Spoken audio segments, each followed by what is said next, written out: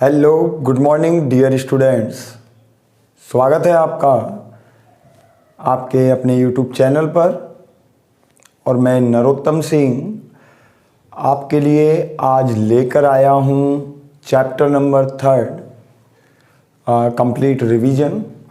Chapter number 3 का chapter का नाम रहेगा अपना इलेक्ट्रिक करंट, विद्युत धारा। ठीक है, तो बने रहिएगा वीडियो में बिल्कुल लास्ट तक। और जो भी हम कंसेप्ट आपको एक्सप्लेन करने वाले हैं काफ़ी इम्पोर्टेंट है। इस चैप्टर से एक 1.5 नंबर का न्यूमेरिकल आने वाला है, तो हो सकता है जो डेरिवेशन हम आज करेंगे उनसे रिलेटेड कोई न्यूमेरिकल आपसे पूछा जा सकता है। तो कुछ फॉर्मूलाज हैं, स्टार्टिंग करें। सबसे पहले जैसा कि चैप्टर है आपका 3rd चैप्टर है करंट इलेक्ट्रिसिटी से, विद्युत धारा पर। तो इसमें सबसे पहले हम बात करेंगे विद्युत धारा की। मेन टॉपिक लेंगे, ऐसा नहीं कि पूरा चैप्टर ही समझा दिया। तो विद्युत धारा आवेश प्रवाह की दर होती है और 2 तरीके की होती है, 2 प्रकार हैं उसके विद्युत धारा के। एक तो है औसत धारा और एक है तात्क्षणिक धारा। औसत धारा को आई एवरेज से लिख देते हैं, फॉर्मूला बन जाएगा del Q by del T.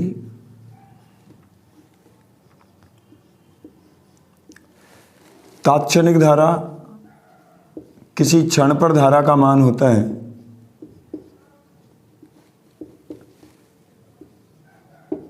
तो तात्क्षणिक धारा किसी क्षण पर्टिकुलर किसी सेकंड पर आई की वैल्यू क्या लिख देंगे, ये यहाँ लिमिट लगा देंगे औसत मान पर, डेल टी टेंड्स टू क्या 0, लिमिट लगा दी। लिमिट लगाने के बाद ये D Q by D T बन जाएगा। तो जो तात्क्षणिक धारा आएगी निकल कर वो होगी D Q by D T. ठीक है,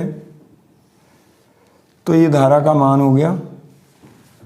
अगर इसके मात्रक की बात करें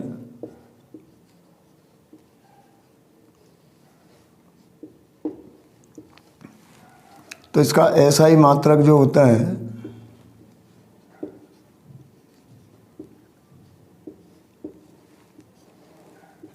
ऐसा ही मात्रक होता है धारा का एम्पियर।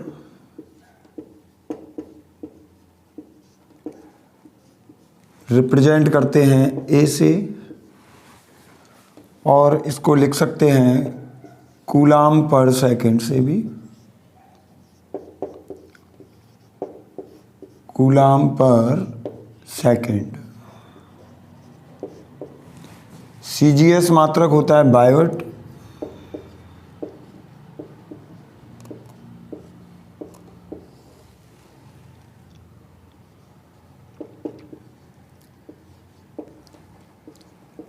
और लिखते हैं बी आई से।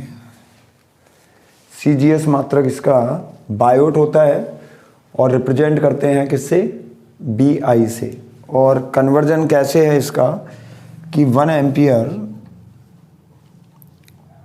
एम्पियर होता है 1/10 बायोट।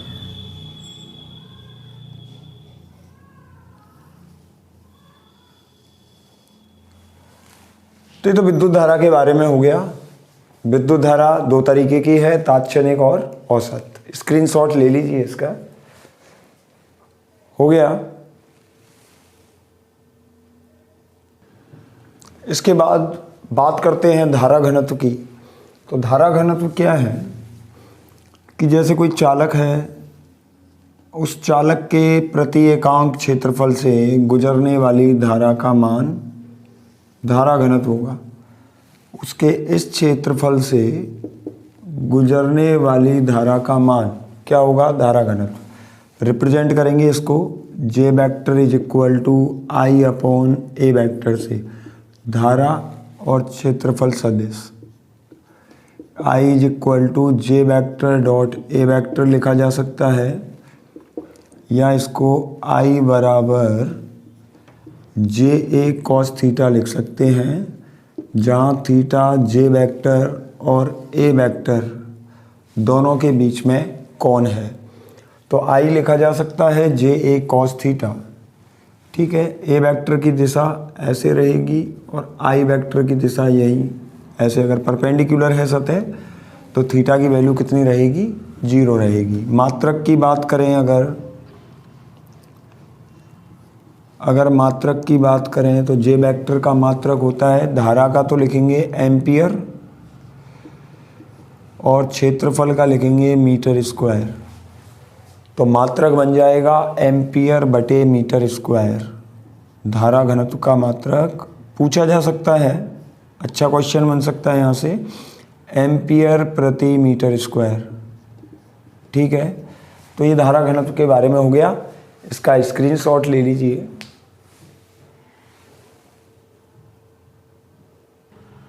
नेक्स्ट आगे बात करते हैं आवेश वाहकों की। आवेश वाहक क्या होते हैं, जो आवेश को एक जगह से दूसरी जगह तक ले जाने का काम करते हैं। ये वो कण होते हैं जो आवेश को एक जगह से दूसरी जगह ले जाने का काम करते हैं। अब अलग अलग पदार्थ हैं, उनमें आवेश वाहक का काम अलग अलग पार्टिकल करते हैं। जैसे चालक हैं, तो चालकों में जो मुक्त इलेक्ट्रॉन होते हैं वो आवेश वाहक का काम करते हैं, आवेश को एक जगह से दूसरी जगह ले जाते हैं। तो इनमें चालकों में तो हो गए मुक्त इलेक्ट्रॉन आवेश वाहक। अर्धचालकों की बात करेंगे तो अर्धचालकों में होल्स और मुक्त इलेक्ट्रॉन्स, होल्स और मुक्त इलेक्ट्रॉन्स, ये दोनों आवेश वाहक का काम करेंगे। इसके बाद अगर हम बात करें विद्युत अपघट्यों की, तो इसमें धनायन और ऋणायन, धन और ऋणायन दोनों ही आवेश वाहक का काम करते हैं।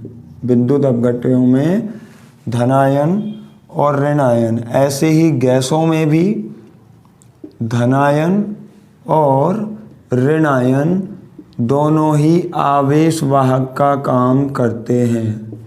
क्लियर है? उम्मीद करता हूँ समझ में आया होगा। स्क्रीनशॉट ले लीजिएगा।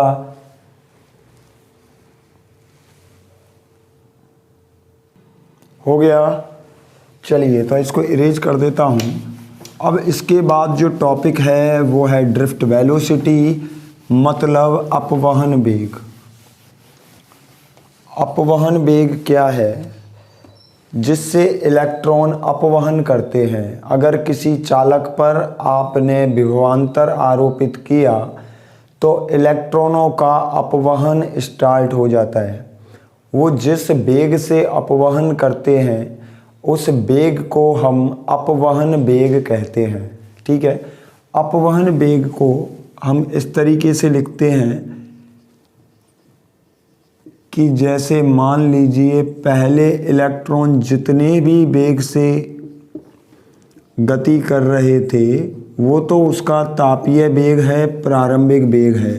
ठीक है, अगर उसका एवरेज निकाला जाए, यू एवरेज मतलब, या फिर यू बार निकाला जाए, और मान लो n इलेक्ट्रॉन है किसी चालक में, मान लीजिए कितने इलेक्ट्रॉन हैं, n इलेक्ट्रॉन है किसी चालक में,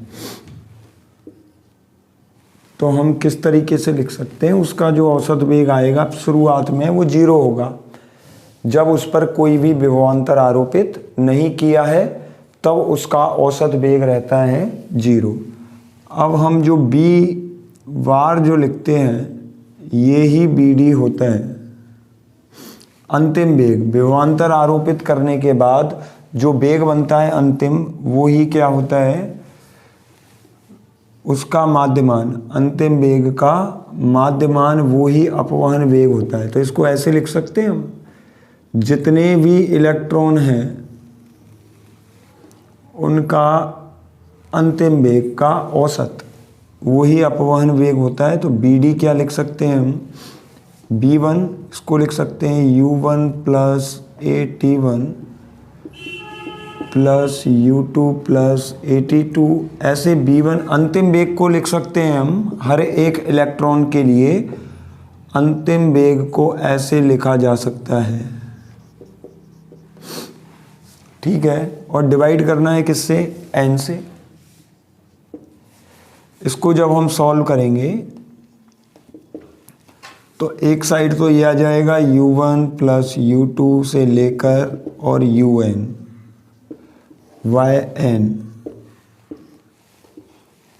फिर आ जाएगा a और ये t1 t2 t3, ऐसे ही ये इनके विश्रांति काल हैं, इनको बोलते हैं हम विश्रांति काल। तो ये तो विश्रांति काल का माध्यमान आ गया, और ये आ गया त्वरण। त्वरण को क्या लिख सकते हैं, ये 0 हो गया।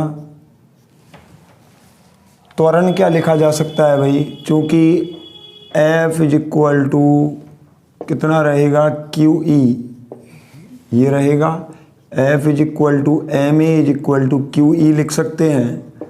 तो A is equal to QE/m, और यहाँ आवेश कौन सा है, इलेक्ट्रॉन है।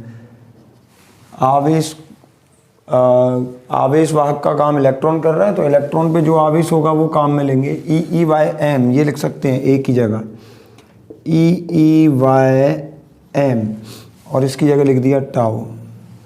तो BD जो आएगा अपवहन वेग, वो निकल कर आएगा E/τ/m, ये अपवहन वेग का सूत्र आ जाएगा। क्या होता है, अंतिम वेगों का माध्यमान होता है। क्लियर है, तो स्क्रीनशॉट ले लीजिए।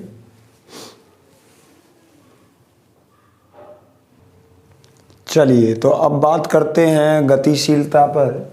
गतिशीलता को हम परिभाषित करते हैं अपवहन वेग और वैद्युत क्षेत्र की तीव्रता के अनुपात से। तो गतिशीलता का फॉर्मूला क्या बनेगा, इसको लिख दिया E/τ/m और अपॉन में कैपिटल E। तो गतिशीलता क्या बनेगा, E टू E कैंसिल हो जाएगा, गतिशीलता आ जाएगा E/τ/m। गतिशीलता के लिए ये मात्रक बन सकता है। क्लियर है, स्क्रीनशॉट ले लीजिएगा। एक और है अपने पास टॉपिक, वो है विद्युत धारा और अपवहन वेग में संबंध।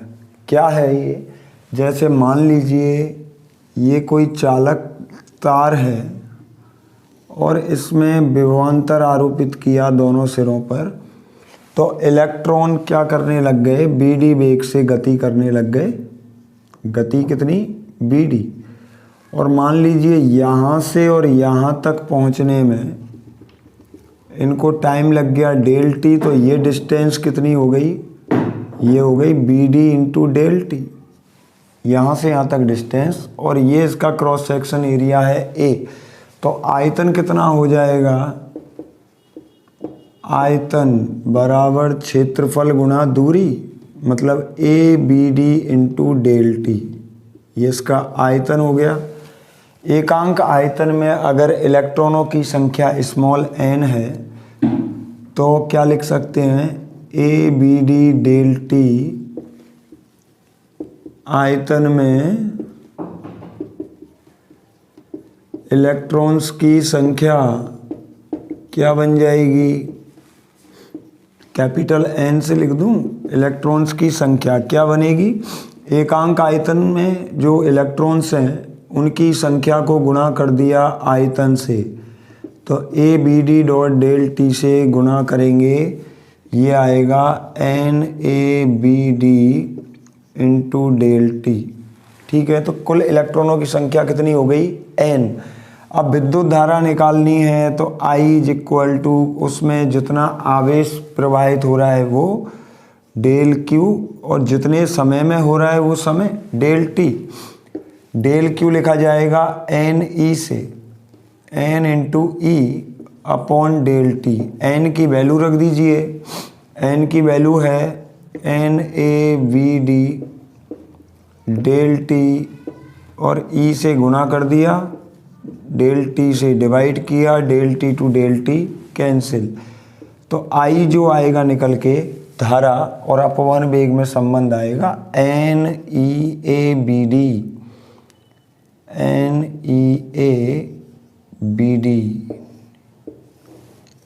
ठीक है, ये आ जाएगा I is equal to NeABD। अगर इसको और थोड़े से ढंग से लिखना है तो BD की वैल्यू और यहाँ रख सकते हैं, कुछ नहीं है। निकालना कैसे है, आयतन निकाल लीजिए, उस आयतन में जितना इलेक्ट्रॉन की संख्या है वो कैलकुलेट कर लीजिए और फिर उस आयतन में से कितना आवेश प्रवाहित हो रहा है उसको निकाल लीजिए, और आवेश आ गया तो धारा तो इजी वे में आप निकाल सकते हो। तो बहुत इजी डेरिवेशन है, लेकिन मालूम नहीं जाने क्यों स्टूडेंट्स डेरिवेशन से घबराते हैं। धारा निकालना है भाई, del Q by del T से इजीली निकाल सकते हो। ऐसा कीजिए, स्क्रीनशॉट ले लीजिए।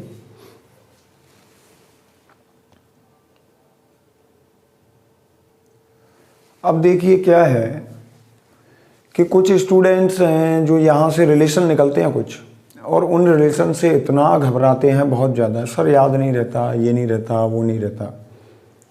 तो उसमें इतना घबराने की ज़रूरत ही क्या है। अब आपने जैसे I इज इक्वल टू ये निकाल लिया भाई, दो रिलेशन तो आपने निकाल ही लिए, NeABD ये निकाल लिया एक, तो एक आप निकाल चुके हो BD is equal to E tau by M, ये निकाल चुके हो आप। एक म्यू निकाल चुके हो, म्यू निकाला आपने E टाउ बाई एम, ये तो निकाला। तीन रिलेशन ये निकाल लिए।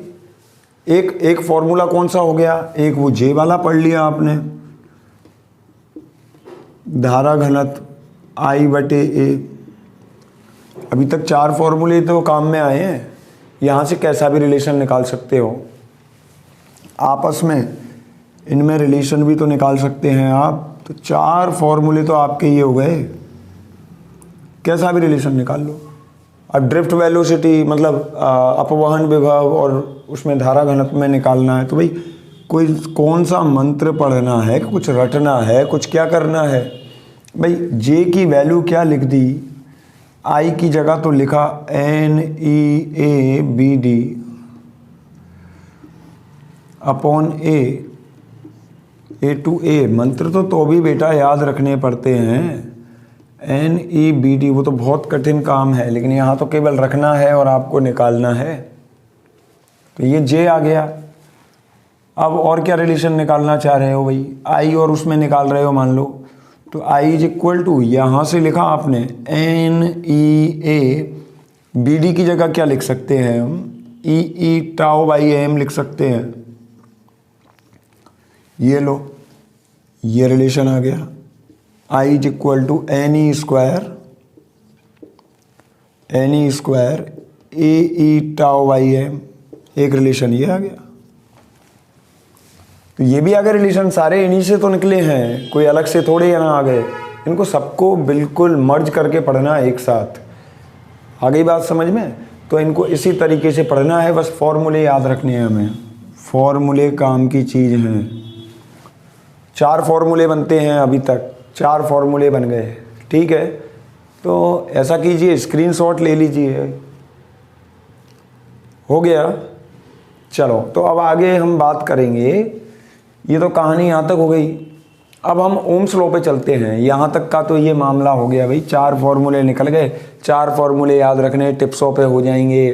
कैसा भी रिलेशन पूछे वो आपस में हम निकाल सकते हैं।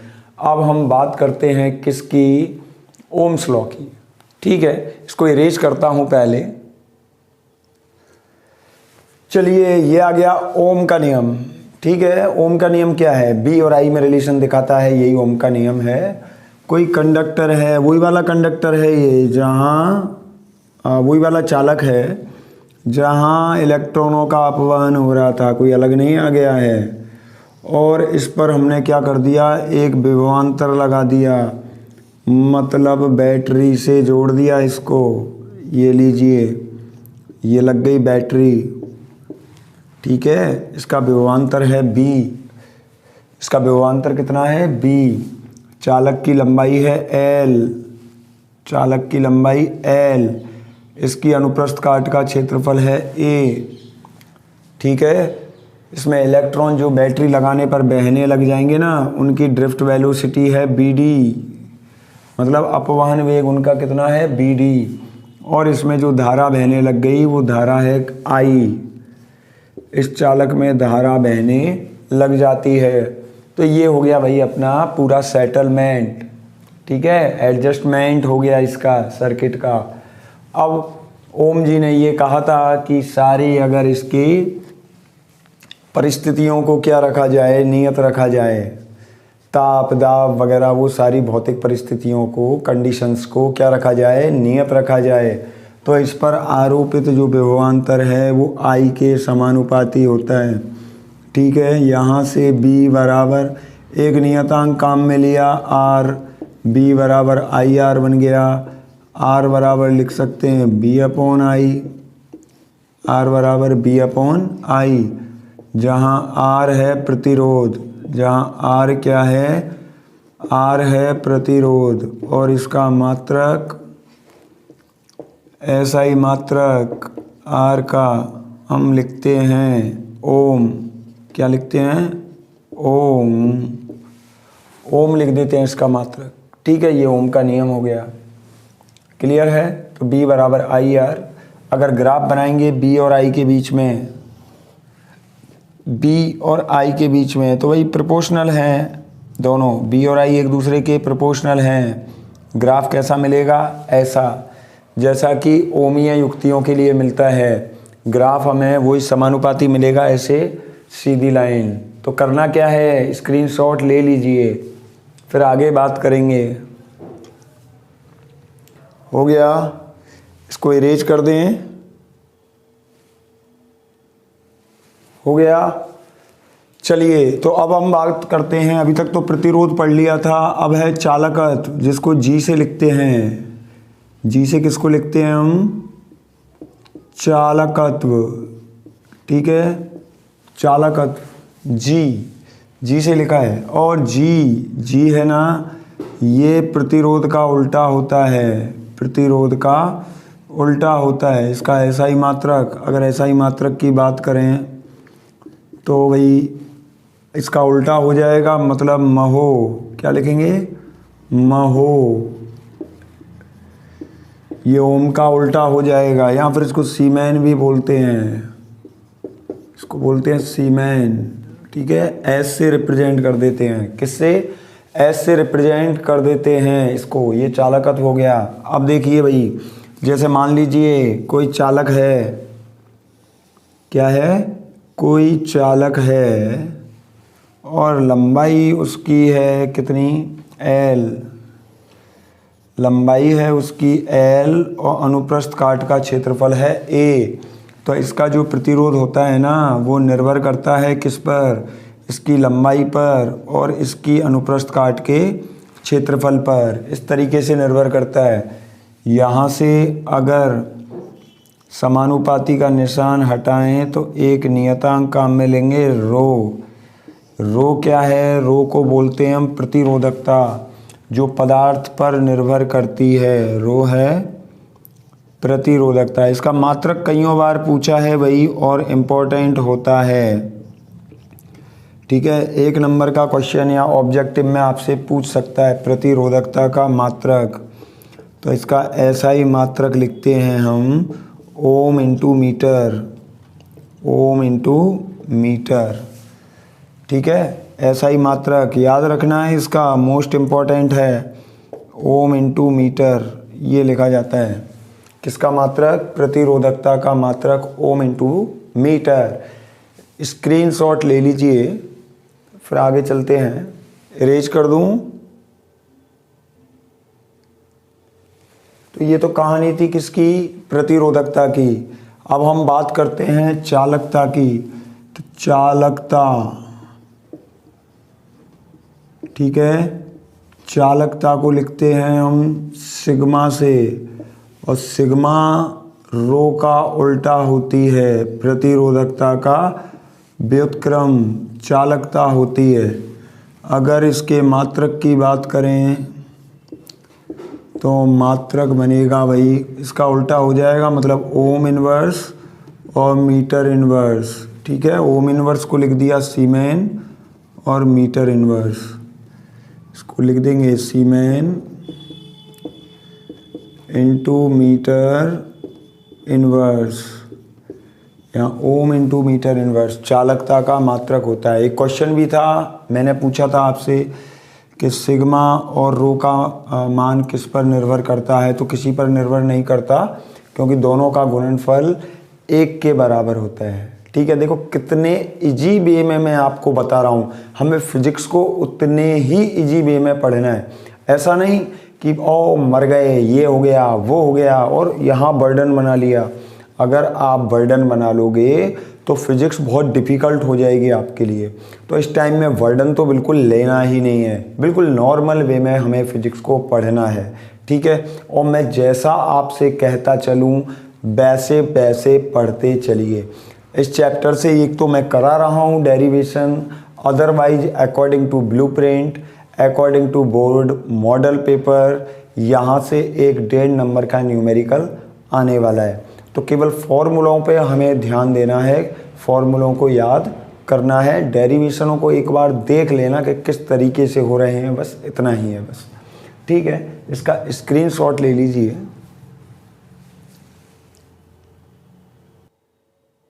इसके बाद हम बात करते हैं प्रतिरोधकता या फिर प्रतिरोध की ताप पर निर्भरता की। ठीक है, तो प्रतिरोधकता है, जैसे प्रतिरोधकता निर्भर करेगी ताप पर, उसी हिसाब से प्रतिरोध करेगा। क्यों? क्योंकि प्रतिरोध भी प्रतिरोधकता पर ही निर्भर करता है। प्रतिरोधकता की ताप पर निर्भरता।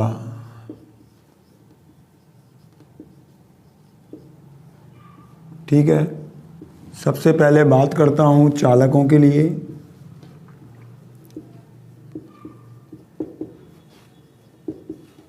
तो चालकों के लिए जो प्रतिरोधकता की जो निर्भरता है उसको इस तरीके से लिखा जाता है, जैसे rho T is equal to rho not. ये टी ताप पर है, टी डिग्री सेंटीग्रेड ताप पर प्रतिरोधकता, इसको लिख सकते हैं 1 प्लस अल्फ़ा डेल्टा टी। जितना ताप में परिवर्तन है वो ये है, मतलब डेल टी का मान बढ़ेगा तो रो टी की वैल्यू भी बढ़ेगी। तो चालकों की जो प्रतिरोधकता है वो ताप बढ़ाने पर बढ़ती है। इसके लिए ग्राफ मैं इससे पहले वाले जो वीडियो है उसमें एक्सप्लेन कर चुका हूँ कि ग्राफ किस तरीके से बनने हैं, तो वो ग्राफ ज़रूर देख लेना। इस चैप्टर से 1 नंबर का ज़रूर आएगा एक ग्राफ। ठीक है, तो चालकों के लिए तो ये निर्भर करेगी। मिश्र धातुओं के लिए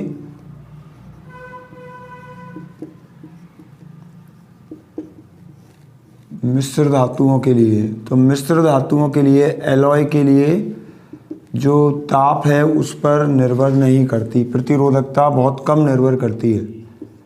प्रतिरोधकता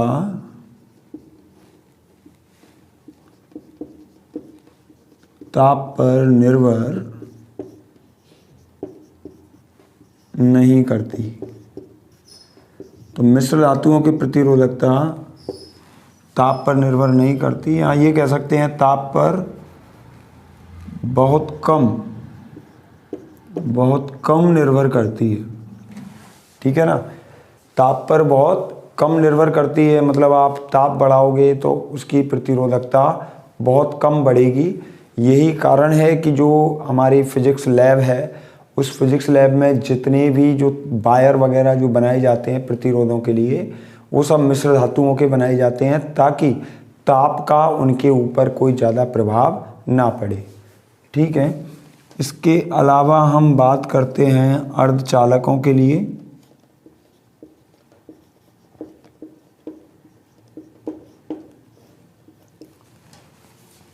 अर्धचालकों के लिए, ठीक है, तो अर्धचालकों के लिए जो प्रतिरोधकता है किस तरीके से निर्भर करती है ताप पर, rho T is equal to rho not 1 minus alpha del T. यहाँ ये जो ताप गुणांक है, प्रतिरोध ताप गुणांक जो है उसका मान ऋणात्मक होता है, इसलिए जब हम ताप का मान बढ़ाते हैं तो ये वैल्यू घटती है, और जो प्रतिरोधकता है अर्धचालकों के लिए वो घटती है ताप बढ़ाने पर। जब हम ताप बढ़ाते हैं अर्धचालकों पर तो उसकी जो प्रतिरोधकता है वो घटती है और अर्धचालकों में धारा का मान बढ़ जाता है।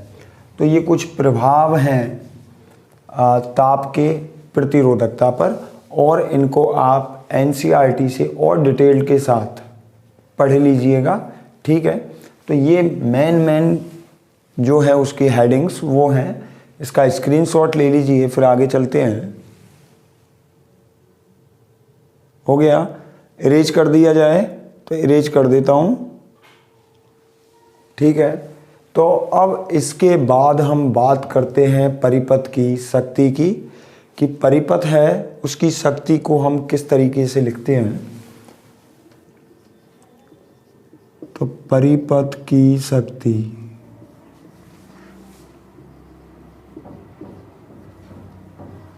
वो लिखी जाती है कार्य करने की दर, लिखते हैं इसको P से और बोलते हैं कार्य करने की दर, मतलब W/T ऐसे लिखा जाएगा, W/T।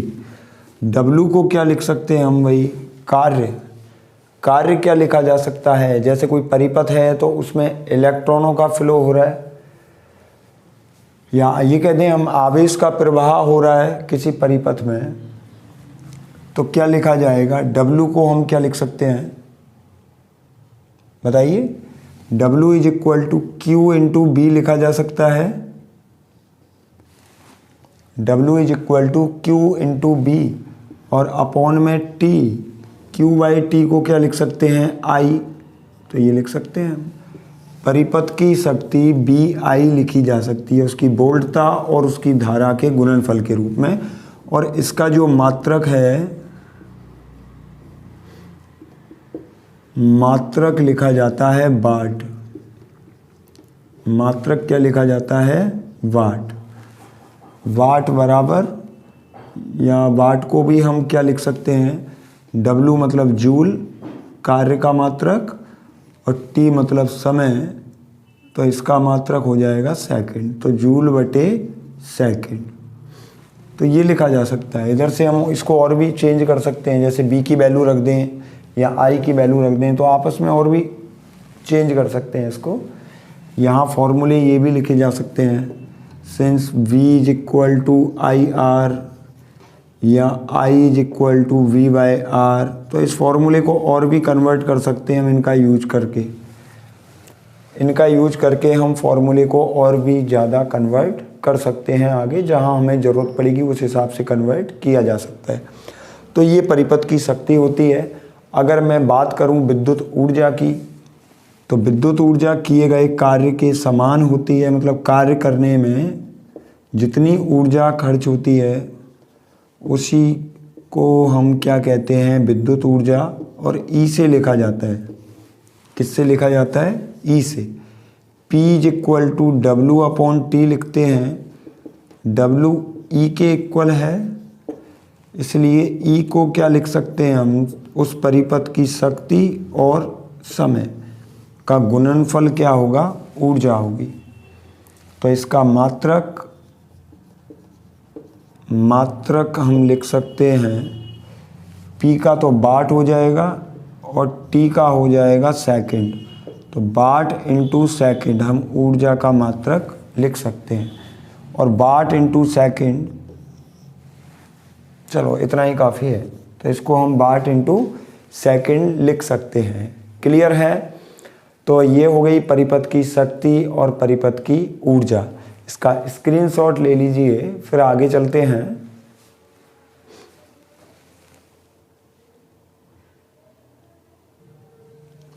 देखिए अब इसके बाद हम बात करते हैं किसकी, सेल की। हमने घरों में देखे होंगे, सेल खूब देखे हैं, सेल हर जगह काम में आ रहे हैं लगभग। तो सेल क्या है? सेल की अगर हम बात करें तो सेल हमें विद्युत ऊर्जा प्रदान करते हैं, और किससे? रासायनिक ऊर्जा से। तो सेल हम ये कह सकते हैं कि एक ऐसी युक्ति है जो रासायनिक ऊर्जा को और बदलती है किसमें? वैद्युत ऊर्जा में। तो रासायनिक ऊर्जा को बदलने का काम करती है किसमें? वैद्युत ऊर्जा में। उसको हम सेल कह देते हैं, ठीक है? वैद्युत धारा नहीं, वैद्युत ऊर्जा। सेल वो युक्ति है जिसकी सहायता से रासायनिक ऊर्जा को वैद्युत ऊर्जा में बदला जाता है। तो देखिए, सेल में 3 टर्म काम में आएंगे हम जब पढ़ेंगे। तो एक तो होगा विद्युत वाहक बल, विद्युत वाहक बल इसको लिखेंगे हम ई से।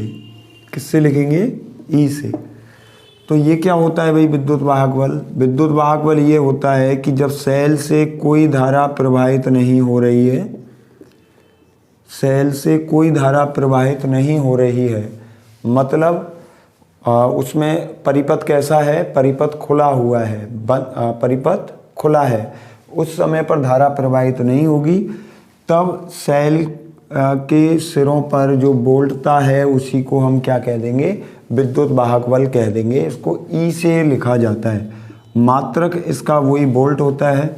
इसके बाद हम बात करेंगे टर्मिनल बोल्टता की।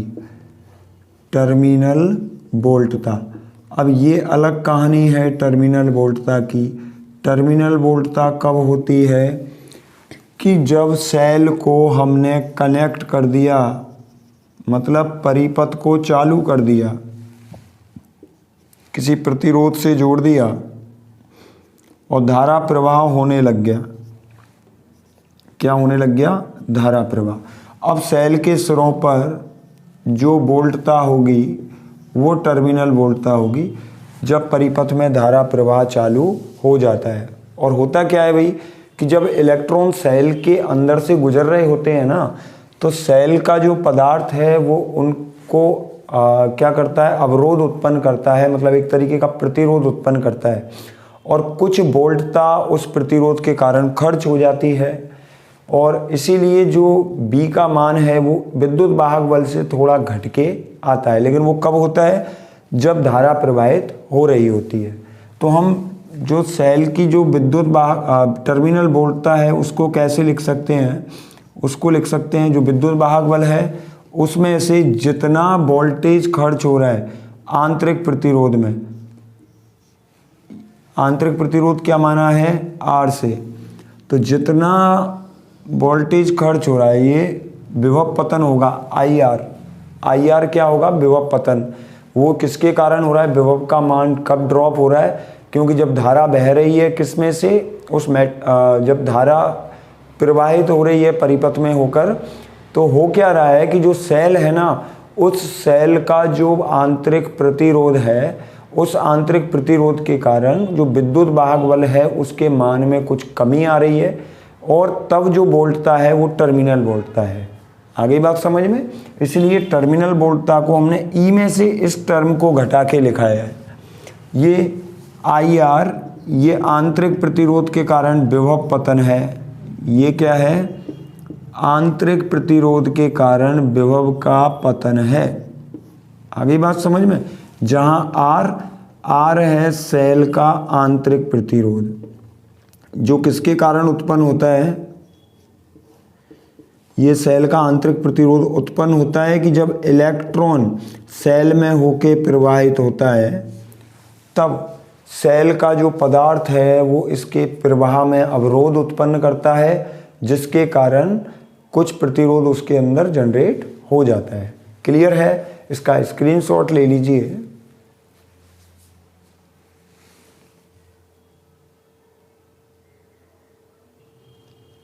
ठीक है, आगे हम पढ़ते हैं सेलों का संयोजन।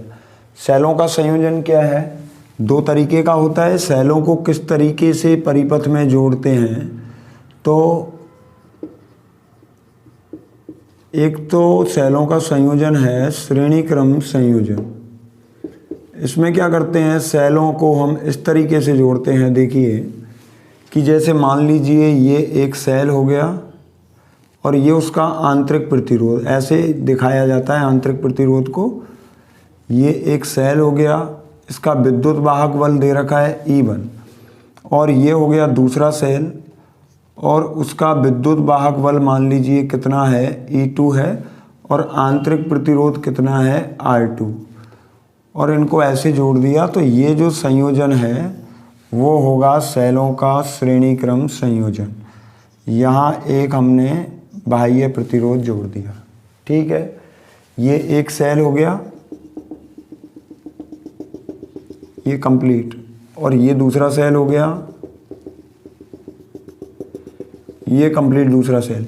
इस पर टर्मिनल वोल्ट था V1 और इस पर टर्मिनल वोल्ट था V2, और R के अक्रॉस जो टर्मिनल वोल्टता है वो हमने क्या मान ली, वो B मान ली। तो यहाँ से इसका डेराइव कैसे करेंगे भाई, कुल वोल्टता निकलेगी इसमें V1 प्लस V2 के इक्वल, कुल वोल्टता निकलेगी V1 प्लस V2 के इक्वल निकलेगी। क्यों? क्योंकि यहाँ पर विभवांतर बट जाएगा।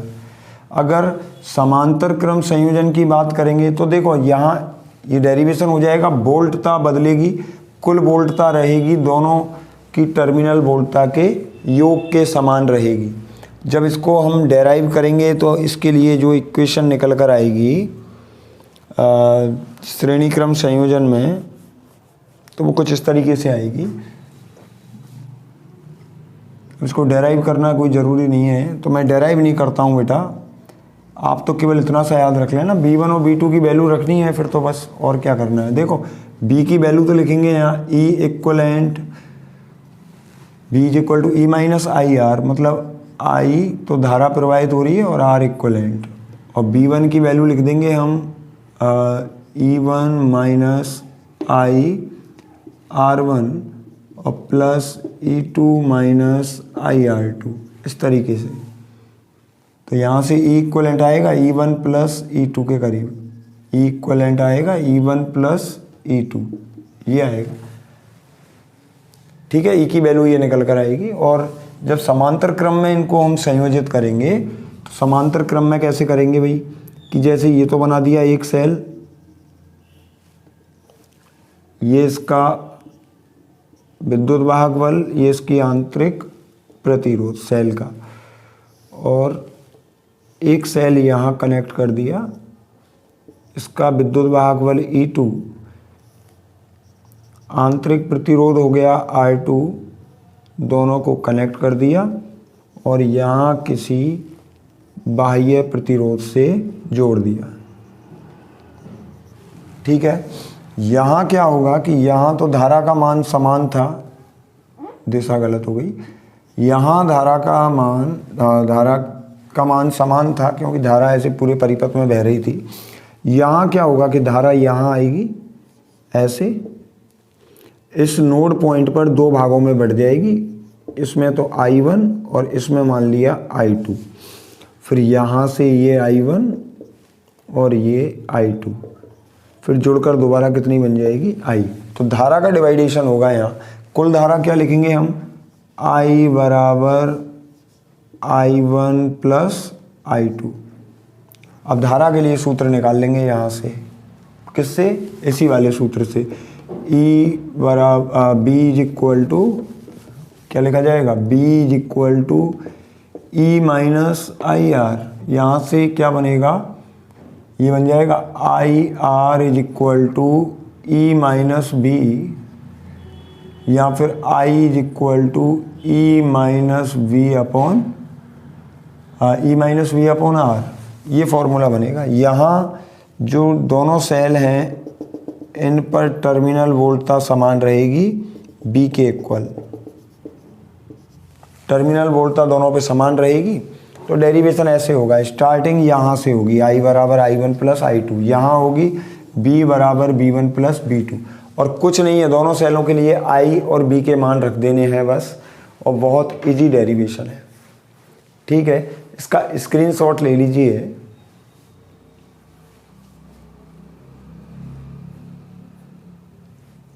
हो गया। तो बेटा ये तो था सेलों के संयोजन तक। अभी अपने 2 टॉपिक्स और बकाया हैं। वो कौन कौन से टॉपिक हैं? एक तो है किरचॉफ के नियम और एक है व्हीटस्टोन सेतु। दोनों टॉपिकों को मैं नेक्स्ट वीडियो में रखने वाला हूं, क्योंकि उन टॉपिक्स के अलावा जो न्यूमेरिकल्स हैं वो भी मुझे कराने हैं। तो न्यूमेरिकल्स भी उसी नेक्स्ट पार्ट में होंगे। आपको मैं बिल्कुल इम्पोर्टेंट न्यूमेरिकल्स बताऊंगा कि कौन कौन से न्यूमेरिकल्स किस तरीके के आ सकते हैं। यहाँ से चैप्टर को रिवाइज करना है तो आप इन पॉइंट्स का यूज करके चैप्टर को रिवाइज कर सकते हैं। वीडियो काफ़ी लेंदी हो जाता है, इसलिए मैंने 2 पार्ट में डिवाइड किया है उसको। ये अपना फर्स्ट पार्ट मैं यहीं ख़त्म करता हूँ। उसके बाद नेक्स्ट पार्ट में हम मिलेंगे किरचॉफ के नियम के साथ और व्हीटस्टोन सेतु के साथ। वो 2 टॉपिक रह रहे हैं अपने, और उसके अलावा जितने भी इस चैप्टर के न्यूमेरिकल होंगे वो मैं कराऊंगा आपको, जो भी इम्पोर्टेंट न्यूमेरिकल्स हैं। तो हमारे चैनल को देखते रहिए। आपका हमें अगर सपोर्ट मिलेगा तो हम ज़रूर ग्रो करेंगे, और हमारे साथ आप भी ग्रो करेंगे, आप भी ग्रो करोगे, ये हम ईश्वर से कामना करते हैं। तो बेटा आप पढ़ते रहिए, और इन टॉपिक्स से ये जो टॉपिक्स हैं जो हम करा रहे हैं आपके लिए, वो काफ़ी इम्पोर्टेंट टॉपिक्स हैं। ये जो डेरिवेशन है वो आपके काफ़ी यूजफुल हैं। चैनल को जितना हो सके शेयर कीजिए और हमें सपोर्ट प्रदान कीजिए। मिलते हैं फिर नेक्स्ट वीडियो में नेक्स्ट कंसेप्ट के साथ, जो भी हमारा रिमेनिंग चैप्टर है उसके साथ।